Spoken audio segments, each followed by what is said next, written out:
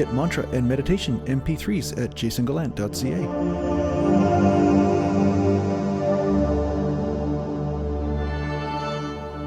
So welcome back, and today I'd like to talk to you a little bit about living life according to your silence. Of course, what I mean by this is not that you walk around and don't utter a word or don't say anything, but once you embrace the silence within, which is really your natural state, it's really who you are, this natural state of you could also be called silence. And when you start to be in relationship with this, meaning you surrender to it and become it fully, so there's no longer two people to have a relationship, there is just this becoming, you start to become very aware of the drama of suffering. Now, the drama of suffering is what most people live by. Their entire personality is made up of suffering.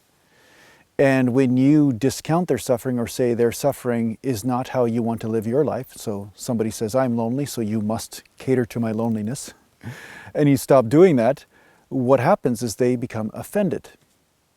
They become mad at you because you somehow are discarding them because they think that they are their suffering.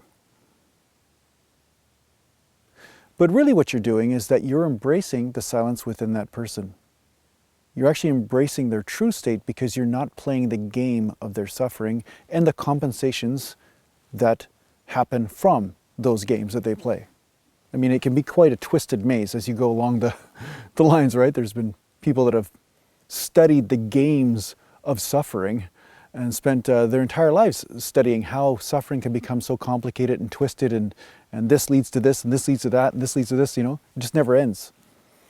But what happens when you embrace the silence within yourself is that you start to become very aware of suffering, whether it's in yourself or in others, where they are trying to get you to fall into the game that they are playing.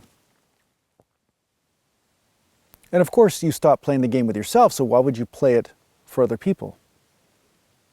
You're not going to run around like Chicken Little, the sky's falling, just because somebody told you the sky's falling when you know the sky's not falling. It's just like this. When you know that you are a still lake, when you've actually experienced that stillness of the lake, you become very aware when a tractor comes falling from the sky and makes this massive splash in the middle of the lake. So you start to make different decisions. That's really my point. You start to have different priorities because you're no longer falling for the lies that suffering is telling you. Be very afraid, be very depressed, be bored, be anxious about this, be insecure about that. You're no longer believing these things, and therefore actions aren't emerging from those things. But action may emerge from the silence, which moves in the form of love or happiness or joy, or just a sharing of you. But so often people that are still playing the games of suffering are not as interested in the sharing of you. Sometimes they're a little bit interested, but they're playing a game right now. They're busy with that. They don't have time for you. They're busy with that suffering game, and I'm sure that you spent some time in it at some point in your life as well. I think we all have. So when you spend time in suffering, and then you spend time in silence, it's a pretty much no-brainer of what decision you want to make here. Which one do you want to fall into? Which one do you want to live by?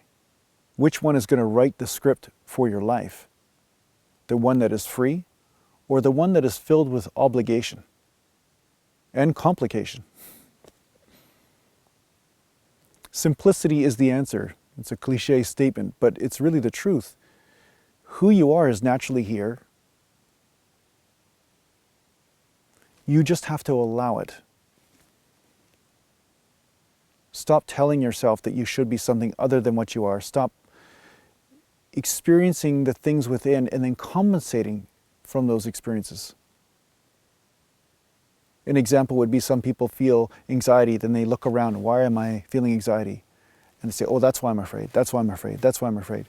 So they look for the whys instead of pulling the root out right from the source and saying, there is no why, there is no suffering, there's just this experience that's moving through me that doesn't mean anything. Stop attaching the meaning. When you stop attaching the meaning, then you can become free of the entire program.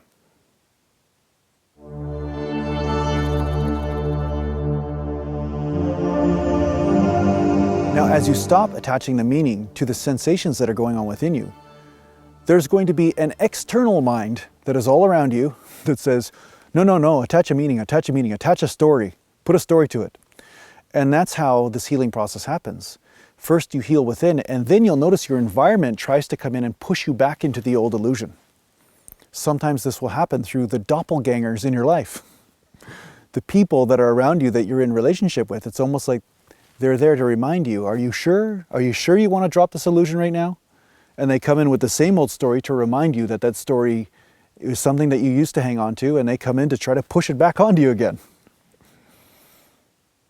So you must hold your center during this and not believe any story and just let go of the entire game of suffering itself. And some people won't be very happy about it. Not at first, but really in the long run, you are freeing them as well.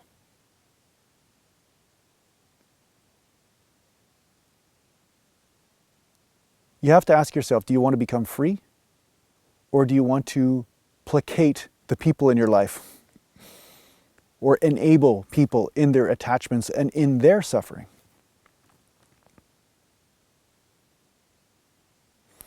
You have to honor the freedom that is within and choose the silence and the freedom as your first priority.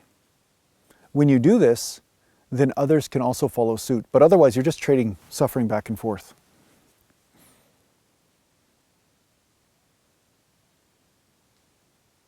It's really simple. It's just that everyone around you is running around in circles saying the sky's falling, the sky's falling. The silence can't be the answer. This other stuff's way more important, even though that stuff that they think is important is keeping them locked in suffering too. So one of you has to find the exit. One person in every group has to find the exit and be brave enough and have the courage enough to embrace that.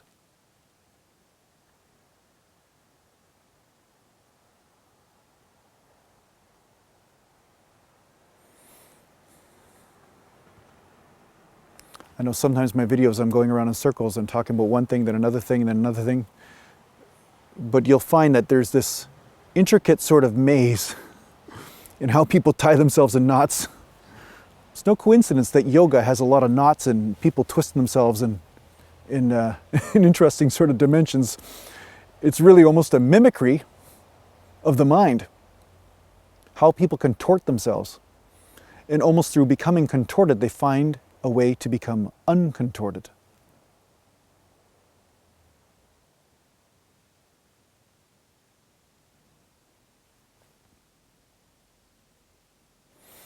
If you're going to honor anything, honor your freedom. Start simple. Start with what's already here. Embrace all of that. Don't look at what is right or wrong. Don't say, oh, my busy mind, that's wrong. Oh, I have this emotion, that's wrong. I have this sensation, that's wrong. No, just embrace all of it and be with it fully. Fully show up to it. And see what happens. Most people who come to me are part embracing things. Saying, oh yeah, no, I've accepted my depression, I've accepted my sadness, I've accepted this, I've accepted that. But what should I do about it? The very fact that they're asking a question means that they haven't accepted it.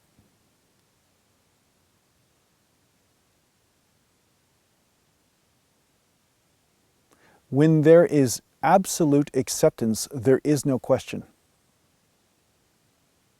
There's no apology for you. There's no asking if I'm right or wrong. There's no permission. There's no permission needed. There's just existence. That's all that's left.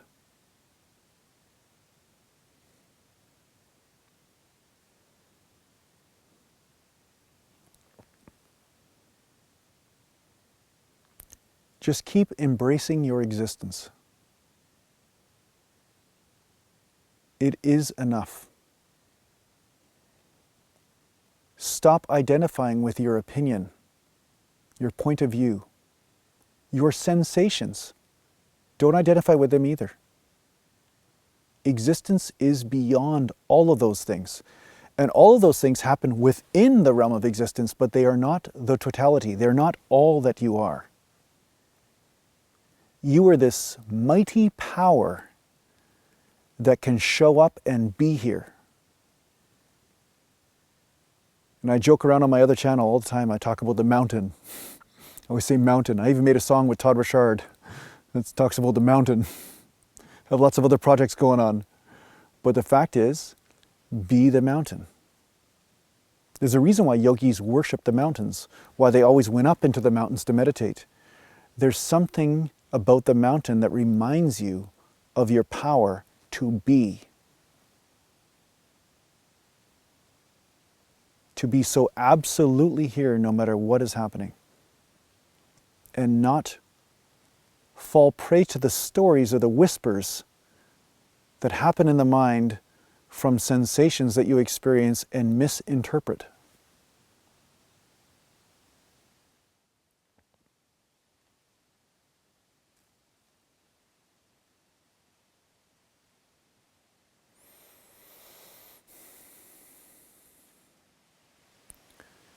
Now, it's common for people to ask, well, what's in it for me? What's in it for me if I'm being?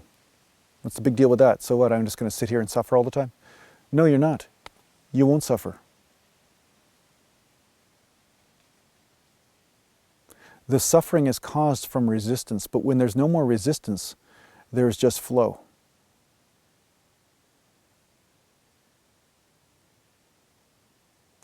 And in the flow, there is an experience of life that is, you could say, at a much higher state of fulfillment than resistance. It has many different flavors, it constantly evolves, and it is unending.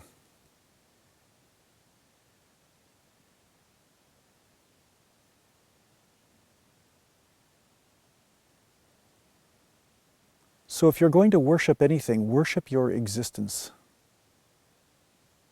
Worship the existence itself. Remember that. Remember that as your center point. And everything else is just a bunch of details that was overlaid on top of that. But your existence is enough. It is the mountain. And it can weather any storm and still remain unchanged.